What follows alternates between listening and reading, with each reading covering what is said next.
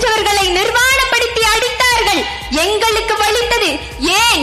நாங்கள் தமிழர்கள். தமிழக மீனவன் எல்லையை தாண்டி மீன் பிடித்து விட்டான் என்று சுட்டுக் கொன்றார்கள். எங்களுக்கு வலித்தது ஏன்? நாங்கள் தமிழர்கள். விவசாய கூலிகள் நதிநீர், காவேரி நதிநீர் உரிமைக்காக செத்து மடிந்தார்கள். எங்களுக்கு வலித்தது ஏன்? நாங்கள் தமிழர்கள். இந்த நிலத்தில் மழை வளமும் மண் வளமும் அழிக்கப்படுகிறது. எங்களுக்கு வலிக்கிறது ஏன்? நாங்கள் தமிழர்கள். நடிகனை பார்க்க சென்று கூட்டத்தில் நசுங்கி செத்தார்கள். எங்களுக்கு வலித்தது ஏன்? நாங்கள் தமிழர்கள். ஈழத்தில் 2.5 லட்சம் மக்கள் கொன்று ஒழிக்கப்பட்டார்கள். எங்களுக்கு வலித்தது ஏன்? நாங்கள் தமிழர்கள். அப்படி தமிழனுக்கு ஒரு அநீதி நிகழ்ந்தால் தமிழன் தான் வருவான் என்பது போல இந்த நிலத்திலும் ஒருவன் வந்தார்.